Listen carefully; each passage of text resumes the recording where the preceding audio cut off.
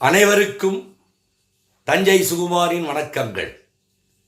இரத்தல் என்றால் வறுமையின் காரணமாக ஒருவர் பிறரிடம் நாடிச் சென்று பொருளை வேண்டி பெறுதல் அல்லது பிச்சை எடுத்தல் என்றும் சொல்லுவார்கள்.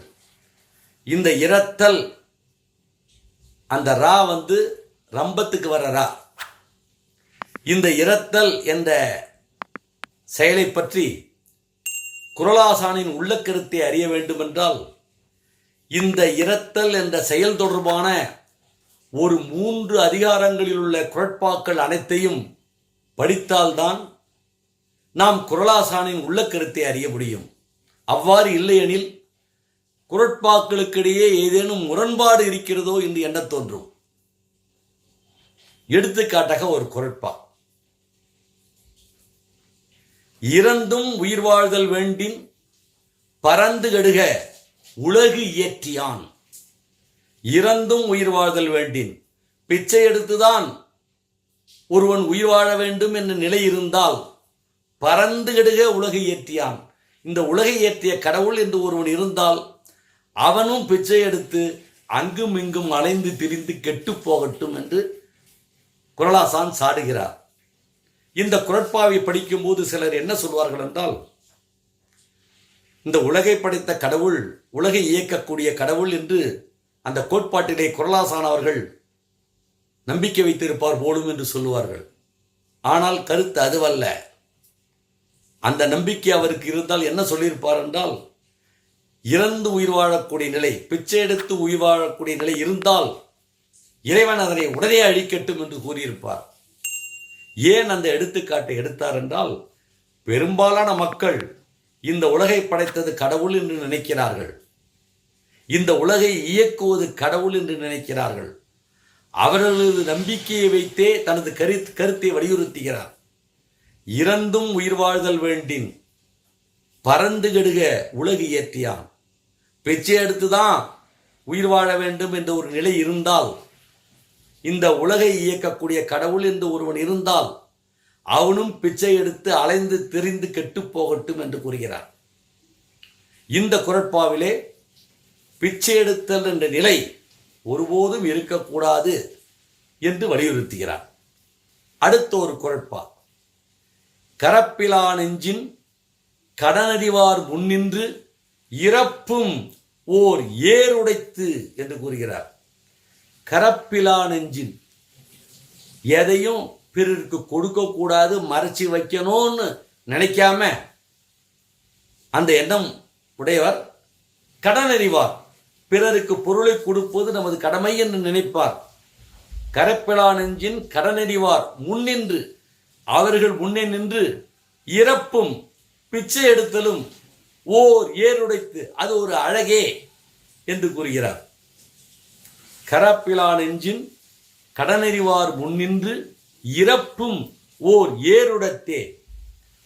இந்த குறட்பாவிலே இவ்வாறு பிச்சை எடுத்தால், அதாவது எதையும் மறைக்காமல் பொருளை கொடுக்க வேண்டும் என்ற எண்ணமுடையோருடன் ஒருவர் சென்று பிச்சை எடுத்து பொருளை பெற்றால் அந்த இரத்தலும் ஒரு அழகு என்று கூறுகிறார். நாம் முதலில் சொல்ல குறட்பாவிலே பிச்சை எடுத்தல் நிலை இருக்கக்கூடாது. நிலை இருந்தால் அந்த கடவுள் ஒருத்தன் ஏற்படுத்தினான்னா அதை அவனை அழிஞ்சு போட்டுறார். இந்த குறட்பாவில் பிச்சை எடுத்தல் ஒரு அழகு என்று கூறுகிறார். கொஞ்சம் முரண்பாடு இருப்பது போல நமக்கு தோன்றலாம். அதற்கு தான் ஒரு 3 அதிகாரங்கள், இரத்தல் என்ற செயலுக்கு தொடர்புடைய 3 அதிகாரங்களில் உள்ள குறட்பாக்களை படிக்க வேண்டும். உதாரணமாக ஒரு அதிகாரம் நல்குரவு, அத வறுமை, அதை படிக்கணும். முதலில் இருப்பது நல்குரவு, அப்புறம் இரவு, அப்புறம் இரவச்சம். இரவுன்னா பிச்சை எடுத்தல் நிலை, இரவச்சம்னா பிச்சை எடுத்தலுக்கு அஞ்சுதல். நல்குரவு என்ற அதிகாரம் வறுமையின் கொடுமையை நன்கு விளக்குவது இந்த அதிகாரம். நெருப்பினுள் துஞ்சலுமாகும் நிரப்பினுள் யாதொன்றும் கண்பாடு அரிது. நெருப்பில கூட தூங்கிடலாம், நெருப்பினுள் துஞ்சலுமாகும், நெருப்பில கூட தூங்கிடலாம். நிரப்பினுள், வறுமையின் கொடுமையினுள், யாதொன்றும் எந்த வகையிலும் கண்பாடு அரிது, கண்ணை மூடி தூங்க முடியாது. நெருப்பில் கூட தூக்கிடலாம்யா. வறுமை குடும்பம் மட்டும் ஒருத்தனுக்கு இருந்தா எந்த வகையிலையும் அவன் எப்படி தான் தூக்க மருந்து சாப்பிட்டாலும் சரிதான், கண்ணை மூடி தூங்க முடியாது என்று குறளாசான் சொல்கிறார். வறுமையின் கொடுமை இங்கே நன்கு விளக்கப்படுகிறது. எனவேதான் நல்குரவு என்ற அதிகாரத்தை அடுத்து இரவு என்ற ஒரு அதிகாரத்தை போடுகிறார். இரத்தல், பிச்சை எடுத்தல் என்ற நிலையை பற்றி கூறுகிறார். ஏனென்றால் வறுமை என்ற நிலை யாருக்கும் வரலாம், செல்வந்தருக்கும் வரலாம், எந்த நேரத்திலையும் வரலாம். அவ்வாறு வறுமையின் காரணமாக அரிதான உயிரை ஒருவன் அழித்துக் கொள்ளக்கூடாது. ஏனென்றால் இந்த உயிரை வைத்துதான் பல்வேறு நல்ல செயல்களை செய்ய வேண்டும். இந்த வறுமையின் கொடுமை காரணமாக இந்த உயிர் மாய்ந்து போகக்கூடாது என்பதற்காக அடுத்த அதிகாரம் வைக்கிறார். பிச்சை எடுத்தல் இது ஒரு தற்காலிக நிலையாக கருதுகிறார். அப்படி பிச்சை எடுக்கும்போது பிச்சை எடுத்தல் நிலையை சொல்றாரு. அதோட யாருக்கிட்ட பிச்சை எடுக்கணும், எதையும் மறைக்காம கொடுக்க வேண்டும் என்ற எண்ணம் உடையவரிடம் நீ பிச்சை எடுக்க வேண்டும் என்று கூறுகிறார். இரவு என்ற அதிகாரத்திலே ஒரு குறட்பா, இரத்தலும் ஈதலே போடும், கரத்தல் கனவினும் தேற்றாதார் மாட்டு. இரத்தலும் ஈதலே போடும். பிச்சை எடுக்கிறது பிறருக்கு கொடுப்பது போலவாம்.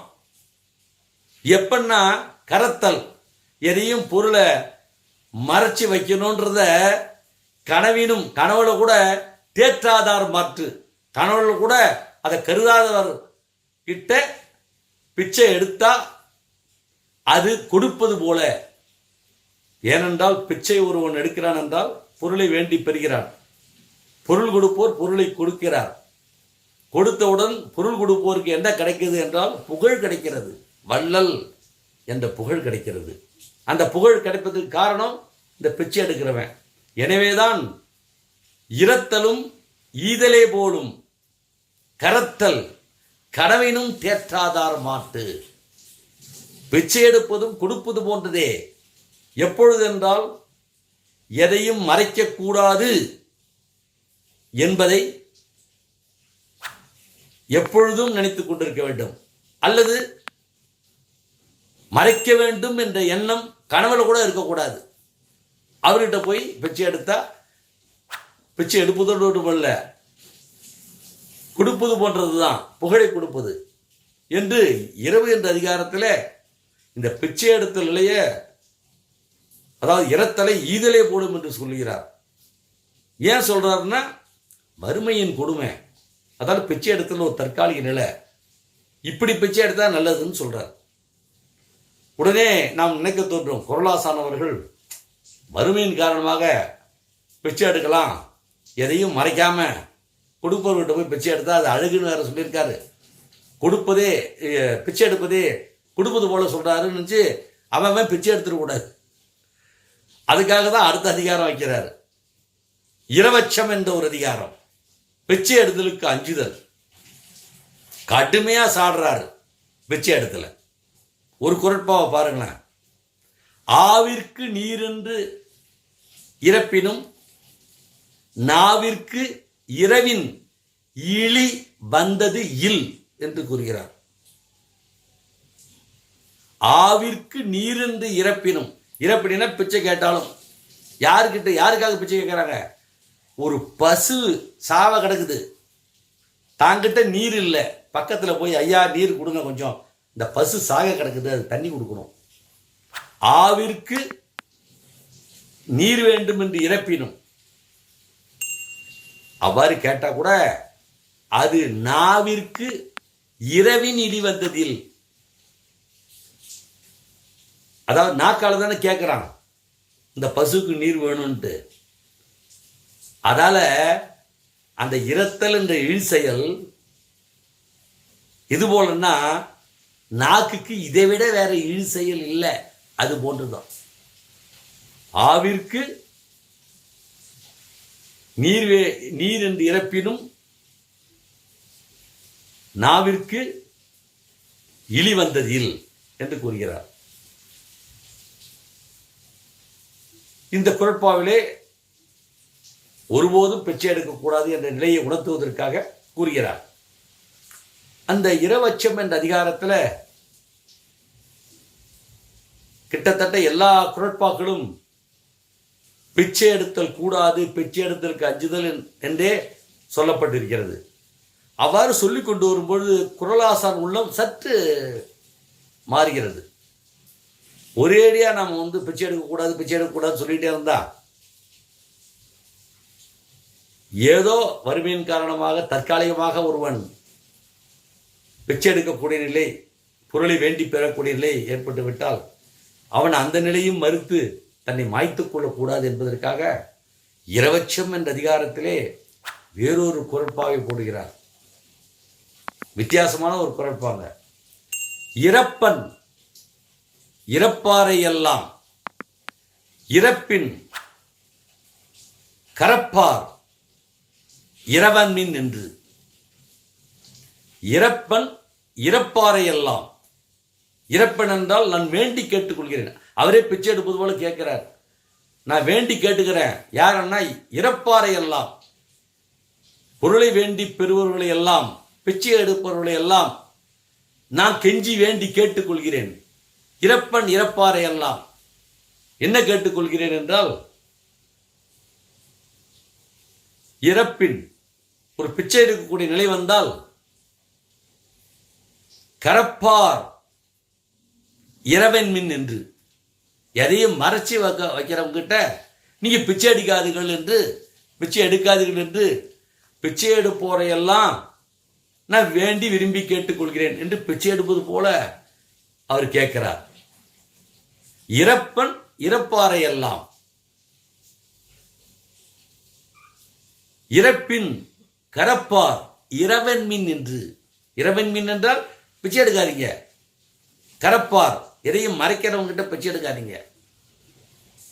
இறப்பின் பிச்சை எடுக்கக்கூடிய நிலை வந்தா எதையும் மறைச்சி வைக்கிறவங்க கிட்ட போய் நீ பிச்சை எடுக்காத அப்படின்ட்டு இறப்பாரை எல்லாம், பிச்சை எடுப்போரை எல்லாம் இறப்பன் நான் கெஞ்சி கேட்டுக்கிறேன் அப்படின்றார். இது இரவச்சம் என்ற அதிகாரத்திலே வருகிறது. இரவச்சம் என்ற அதிகாரத்தில் கிட்டத்தட்ட எல்லா குறட்பாக்களும் பிச்சை எடுத்தலுக்கு அஞ்ச வேண்டும் என்று தான் சொல்கிறது. ஆனால் ஒரு குறட்பா மட்டும் இப்படி சொல்லுது. ஏன்னா இந்த குறட்பாவை பார்த்தவன தான் குறளாசானியின் உள்ள கருத்து நல்லா தெரியுது. வறுமையின் காரணமாக ஒருவன் பிச்சை எடுக்கக்கூடிய நிலை ஏற்படலாம். அந்த பிச்சை எடுத்தல் ஒரு தற்காலிக நிலை. அந்த பிச்சை எடுத்தல் யார்கிட்ட எடுக்கணும்னா எதையும் மறைக்காமல் ஒளித்து வைக்காமல் கொடுக்க வேண்டும் என்ற எண்ணமுடையோடும் பிச்சை எடுக்க வேண்டும். அதே நேரத்தில் யாரும் பிச்சை எடுக்க வேண்டும் என்ற நிலையில் இருக்கக்கூடாது. ஒருபோதும் பிச்சை எடுக்கக்கூடாது. அது இழி செயல்தான். ஆனால் இருந்தாலும் வறுமையின் காரணமாக பிச்சை எடுக்கக்கூடிய ஒரு நிலை, பொருளை வேண்டி பெறக்கூடிய நிலை ஏற்பட்டால் ஒரு தற்காலிக நிலையாக கருதி எதையும் மறைக்காமல் கொடுக்க எண்ணமுடையவரிடம் நாம் சென்று பொருளை பெற வேண்டும். கூடுமானவரை பிச்சை எடுக்காமையிலே இருக்க வேண்டும் என்று அவர் நினைக்கிறார். இதுதான் உள்ள கருத்து. இரத்தல் என்ற செயலை பற்றிய குறளாசானியின் உள்ள கருத்து இதுதான். இந்த உள்ள கருத்தை நாம் அறிய வேண்டும் என்றால் நல் குரவு இரவு இரவச்சம் என்ற 3 அதிகாரங்களில் உள்ள குறட்பாக்களை நன்கு ஆய்ந்து படித்தால்தான் குறளாசானின் உள்ள கருத்து புலப்படும். இல்லையேல் குறட்பாக்களுக்கிடையே முரண்பாடு இருப்பதாக தோன்றும். அன்புடன் தஞ்சை சுகுமார்.